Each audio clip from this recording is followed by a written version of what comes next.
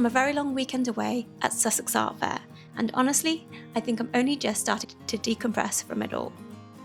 3 days of setting up, selling, chatting to collectors, surviving on multiple cups of coffee, overthinking absolutely everything, and trying to figure out whether doing a big art fair like this actually makes sense as a full-time artist. And if it's your first time on my channel, hi, I'm Amanda Mulquinny. I'm an oil painter based in Manchester. And on this channel, I share the real behind the scenes of trying to build a career as an artist. The exciting bits, the stressful bits, and everything in between. I thought I'd try something a little bit different with this video too. So rather than just sitting down and talking to the camera, this one's more of a vlog, taking you along for the weekend as it happened. The highs, the lows, the quiet moments, the chaos, prepping for the event, all of it. So do let me know if you enjoyed this style, because if you do, I'd love to make more videos like this as I continue to navigate my life as a full-time artist. Here's how Sussex Art Fair really went. Let's get stuck in. So I get all my frames from Easy Frame here in the UK, and honestly I found them so useful, and they are one of the best suppliers that balance kind of quality and price. They essentially work out, I think, half the price of a framers that you might go to locally. And basically you can just send over your measurements and they arrive fully built. Pretty much anyway, so this saves so much time when you're sort of juggling a million things, and it's just a case of fitting them into the frames and drilling the canvases in. So I actually did make a couple of frames myself, rehashing them from a previous commission where the measurements weren't quite right. So I went and decided to paint them a really deep navy finish. They're actually Hague Blue by Farrow & Ball, which I thought worked perfectly with the rich red finishes and the pinks in the paintings. So now that everything was finally framed, it was onto kind of the little details for the event and for the stand, and sometimes this just takes longer than you'd expect and just as long as the painting itself. So I made these foam price cards for each piece. I printed mini bios and QR codes so that people could follow me online, and I put together a mailing list sign-up sheet for the stand. So I've learnt that art fairs aren't just about sales on the day, and they're also about building connections and hopefully bringing new people into your world longer term. So I spent about half a day making all of these pieces, and then another half a day printing, trimming and packing extra stock for the event. And thank goodness I did bring a lot of prints with me, because as you'll hear later in the video, the prints ended up being a bit of a saviour and a very important part of the weekend.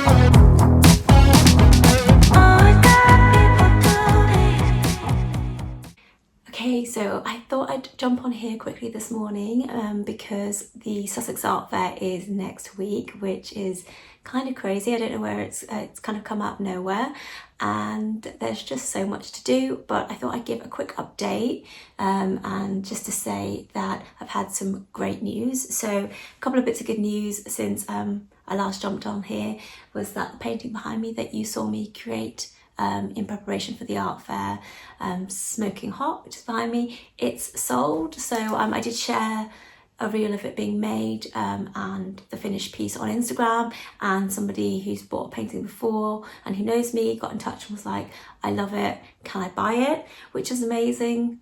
So it's found a new home, but what it does mean is that whilst they were happy for me to bring it to the fair, I'm just a little bit anxious about it potentially getting damaged in transit. So I've made the call not to bring the painting down with me. So I need to have a little rethink about the layout for the booth and whether or not I'm going to bring anything in its place.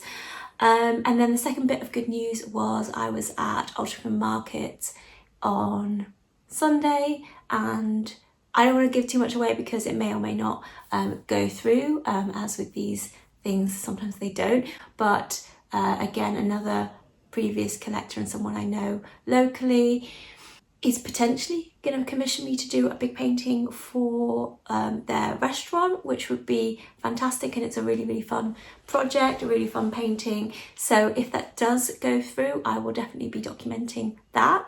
So 2 really good pieces of news ahead of next week, which is amazing. Yeah. So I just really need to crack on. There's just so much to do. I've been doing bios, I've been doing pricing, little labels, all the little things that you kind of don't really think about till the last minute, although I have had a checklist for ages, but I really don't want to be rushing next week to get all of this done. So yeah, today my plan of attack is to varnish the last of the drying pieces, to paint the edges to make them look good and frame up what I can. I also need to start packing some of the bigger paintings because I don't want them to get damaged in transit, and I'm also driving 4 hours, so I need to see outside my rear view mirror, so I really want to lay all the paintings flat, so I need to find a way to do that without them like leaning on each other or denting each other. Yeah, so that's all stuff that's going on in my mind because I'm driving 4 hours, and not only do I need to fit all the artwork in my car, my sister-in-law has kindly agreed to come along as moral support and to help at the fair. So I need to make sure that I can get the 2 of us, our luggage, all the paintings, all the tools, floor stands, everything in my car and still be able to drive safely. So that's been weighing on my mind. So yeah, I'm going to start packing up work. I think that's it really. So packing for an art fair always takes so much longer than I think it will. My spare room basically turns into a storage unit full of saved cardboard, foam sheets and bubble wrap, ready to be reused for events like this. Trying to safely stack and transport original paintings without damaging the corners, frames or surfaces is a bit of a nightmare, and I was really concerned about leaning my paintings on top of each other and denting the canvas, especially with a 5-hour drive ahead of us. So thankfully the art fair was sponsored by Art Pack, who was supplying protective art sleeves for buyers. So for anyone that bought a painting, they'd give away an art sleeve for free. And because I wanted to make my pack down much easier than what it was to bring everything down, I decided to buy some of these art sleeves, and they really did help make the pack down a lot less painful. They did cost me around £90 for to pack up my entire collection, but actually I think it's really worth it because of the time it will save me for the multiple events and markets that I do throughout the year. Yeah, and it also means that future fairs should be much quicker, because I won't have to individually wrap and tape every single piece like I'm doing here. So anyway, enjoy watching me pack all of these up.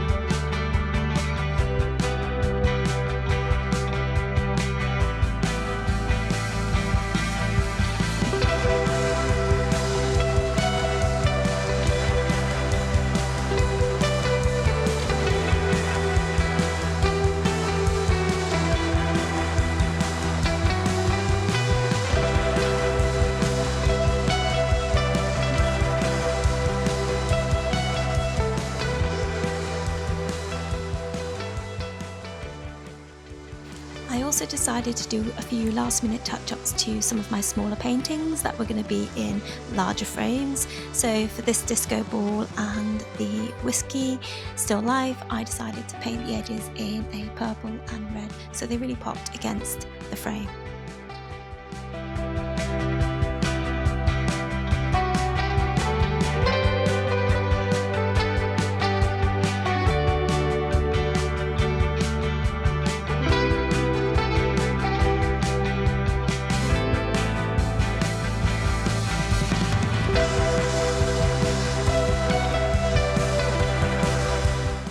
before you know it, I was all packed and ready to fill up the car.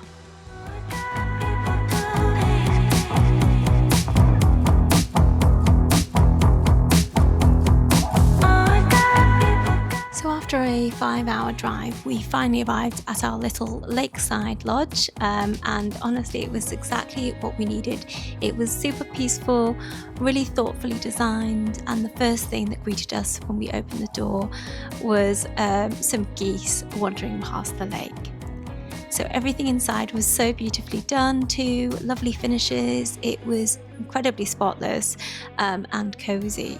It was such a nice surprise as well to find wine and chocolates waiting for us. So thank you, Aaron. It genuinely made us feel so welcome.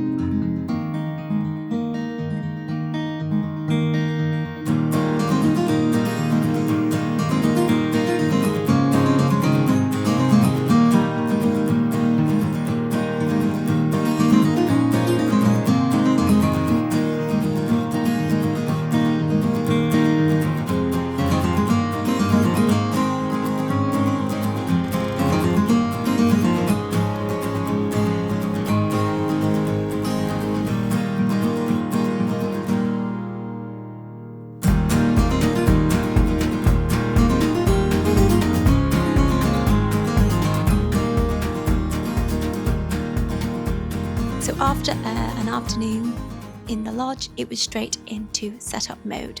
So thankfully I'd planned the stand layout to the millimetre beforehand, so we actually got everything built and hung in about 2 hours, which for an art fair is basically a miracle. So thank you, Lisa, for your help, because I really couldn't have done it without you.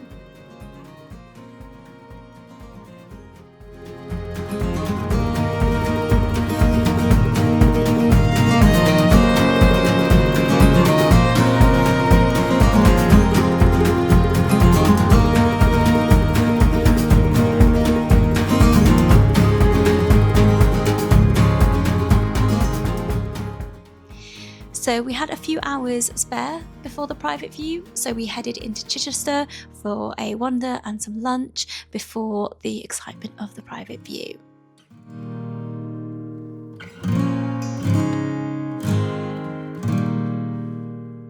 So the evening event itself was lovely, but definitely quieter than I anticipated.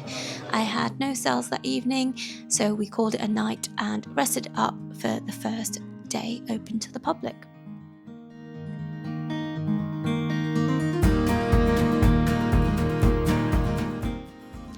So day 1, the fair didn't open until 10, so we had a slower morning, and we had coffee and lakeside views, and we had a little wander around Goodwood Racecourse before the event started.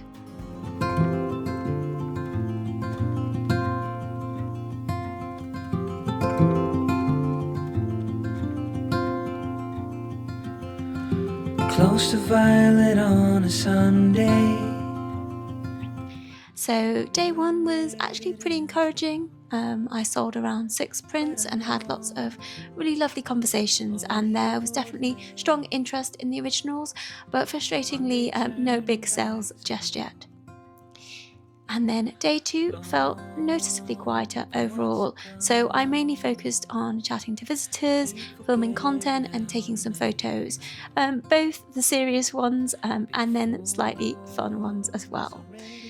So I think I sold another 6, 7, maybe 8 prints that day, which I was really grateful for, but still no original painting sales sold at this point.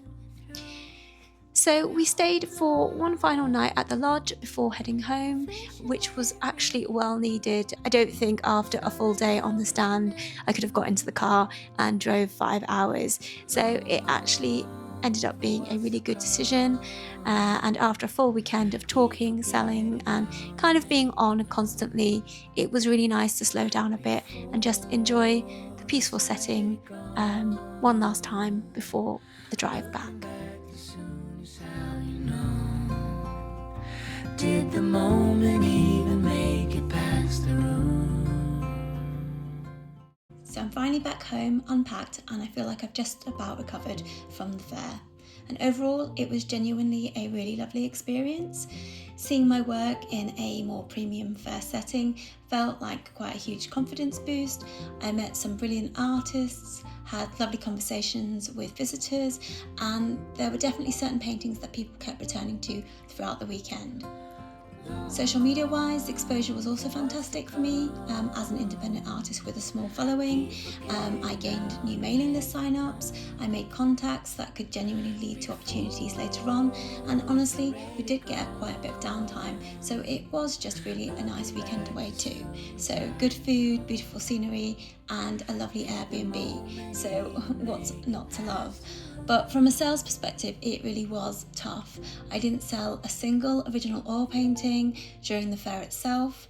I sold a few prints, which definitely helped, but once you factor in the stand fee, travel, framing, the prep costs, the fact that I've had to recover this week a little bit and haven't done as much painting as normal, this probably wasn't the strongest financial return overall. I have just about broken even because of the paintings that I did for the fair. I sold a painting before and after the fair. I also sold, as I mentioned, maybe 10 or so prints on the weekend itself.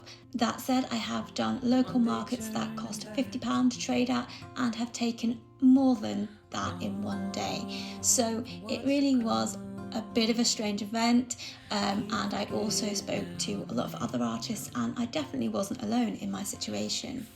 But one thing that I do think is that the audience maybe wasn't the perfect fit for my work stylistically. My paintings are very urban, they're quite cinematic I suppose, and I guess the crowd leaned towards a more traditional taste. I also think my price point was too high. Having looked at the sales stats from the event organisers, all the paintings, or the majority of the paintings that sold, were under the £400 mark, and I just didn't fill my walls with more affordable pieces because in part I wanted to make my money back. So I think I'm definitely learning that I shouldn't have price gaps when I'm doing my next fair. But beyond the sales, I think I learned a huge amount, and lots that I'll do differently next time. And I think honestly, it's money well spent just from learning and networking, and again doing something a little bit different. So anyway, I hope this video gave you lots of useful insight into what these events are really like to prep for behind the scenes, and not just the polished versions you see on Instagram. If you enjoyed this more vlog style format, I'd love to do more of them, so do let me know what you'd like to see next in the comments. And if you did like this video, then please do give me a thumbs up or subscribe. It really does help my content to reach more people. And with that, I'd just like to say thank you so much for watching, and I'll see you on the next one.